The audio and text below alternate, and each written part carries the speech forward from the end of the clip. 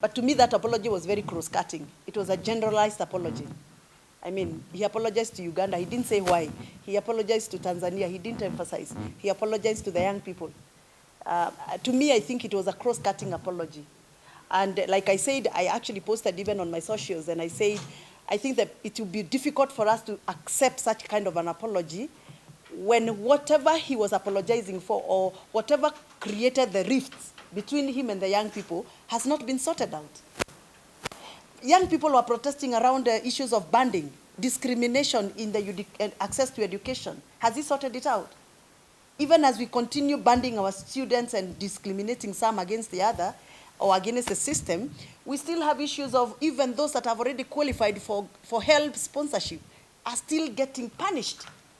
I mean, for heaven's sake, it's not my duty as a student to go to HELB and follow up my HELB sponsorship, yet I have a confirmation on the portal that I am sponsored by HELB. So the universities are tossing the students. The students, they are getting tossed between university and HELB. So the president and the Ministry of Education have continuously ignored this problem to the extent that now the students are going to the examination rooms and they are being jettisoned out of the examination rooms because they have not, the university has not received the portion that is supposed to be sent by HELB. So if such issues cannot be sorted out, including the missing ones, who we know they missed from the streets. They were picked from universities, they were picked from the street, from their houses, from their neighborhoods, from their hoods, but they have not been accounted for. Then how do you come in here and tell us you want to be forgiven? For what? You've not sorted out the problem. So I think to me, his apology is a bit general, and I am not the one. He didn't ask me for apology. He asked for the young people's apology. So for me, I'm just analyzing and I'm saying as a mother, I feel for the mothers who really are still struggling and crying for justice, I think that apology to me is an open rhetoric. Yeah. He has 20 advisors, and you mentioned. Yeah. What happens to his advisors? Because, you know, quite a number of cases have been saying that he advises his advisors on how they should advise him. Imagine having a number of at least 20 advisors, but look at how things are happening in the country. In whose hands are we safe? Clearly, the president, our president of the day, requires actually even more than 1,000 advisors based on how he manages this country. Yeah, he has proven to us that he requires even 1,000 advisors, but unfortunately, they are all advising him into mess, not out of the mess, but into the mess. That's my take. But clearly, the way he is right now, he just doesn't even require 20, he requires 1,000. Because everything in this country is a mess. Education is a mess, health is a mess, agriculture is a mess. Right now, as we speak, we are staring at a serious problem in tea. The president's relationship with with Sudan, he messed up. I'm sure you know his utterances, his actions. He messed up. And our tea is locked up in Mombasa's warehouse and Khartoum's Port Sudan's warehouses. We have over 200 containers of unsold tea in warehouses, stuck up. That was tea that was already blended, already branded, and packed for the Sudan market. Mind you, Sudan is #1 off-taker of the best quality tea from Kenya.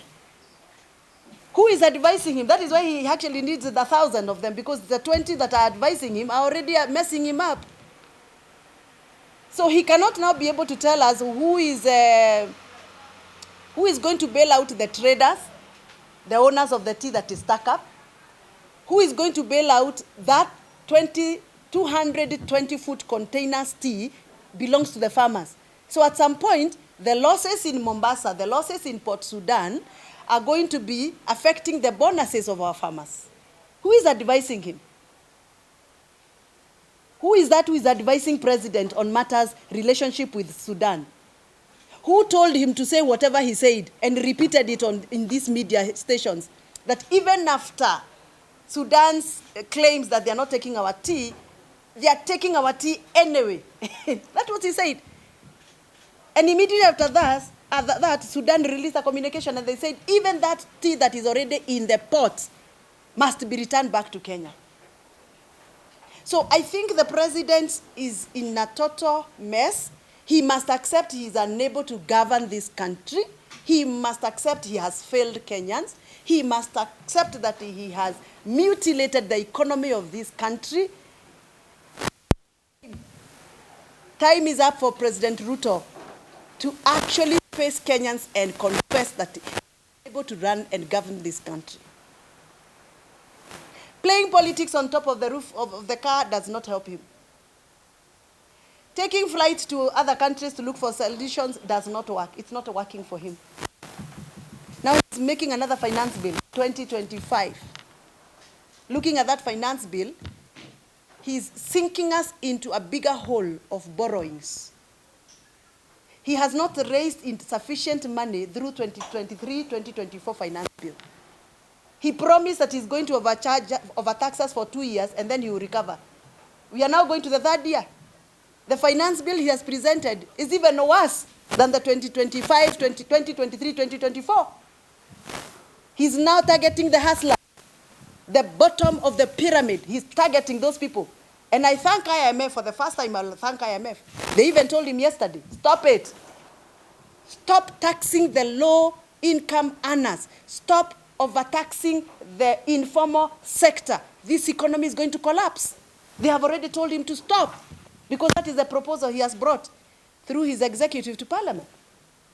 His proposal is to actually make sure that the low-income earners start paying what they were not paying. The relief that he had given to the low-income earners in factories, in the informal sector, he has removed this through the proposal. So the president and his advisors have failed. Those 20 advisors are just looting our money, eating our money, and doing nothing. And it's time to call a spade a spade. So telling us to forgive him, and he has not been able to recover the economic status of this country, is rhetoric. Asking for forgiveness, and he has not produced the missing young Gen Zs that disappeared from the street from June 25th last year to this year, February, is a rhetoric. Telling us to forgive him when he's already messed up the relationship between Kenya and Sudan is rhetoric. And we require more and we demand more from him. And even abandoning our mothers and our infants. You can imagine in the history of this country, we've never had a president who cannot be able to provide polio vaccine. We've never had. We have had bad presidents, Mois of this world, Kibakis of this world, Uhurus of this world. But we've never had a president who cannot be able to provide basic vaccination to our infants. This is the worst inhuman treatment you can ever give to, innocent children who are being born. And I can't imagine in the next 3-4 years what will happen in the country in terms of our health reporting if we cannot be able to facilitate BCG and polio vaccinations to our newborns. Maybe he needs some more time to work on this. And how many babies are you going to have messed up? How many people are going to be disabled in this country? Because lack of polio vaccine automatically calls for disability. If right now the many disabled persons in this country, we are not able to fund them, we are not able to feed them, we are not able to provide education for the ones that we already have, yet an efficiency way of vaccination. What about now during the Kenya Kwanza regime, where this month we have BCG and polio, the other month we don't have? In 10 years, how many people are going to be disabled in this country out of the mess that we are witnessing today? It's very unfortunate, and that is why I normally don't do these presses, but today I say it because of the mothers, because of the infants, and I am a mother, a woman leader, the outgoing Kewapa chair. I must speak. Hii bunge imekataa kuongea. Wabunge wamekataa kuongea. Wamenyamaza. Women leaders and women MPs, I'm not here to bash them, but it's unfortunate that even when we have this kind of challenges and loopholes, women leaders cannot wake up and talk and speak for the innocent women who are giving birth in our public hospitals and they cannot get polio and BCG vaccinations. It is very unfortunate. Tumenyamaza wakati hakuna diapers, ni sawa. Tumenyamaza wakati hakuna sanitary towels, ni sawa. Lakini hatuwezi nyamaza wakati maisha ya watoto wetu inadhulumiwa na haki zao zinadhulumiwa. Those are innocent children who know nothing. Why are we subjecting them to this kind of violation? That's my take. More Radio, 88.2 FM. We are in charge.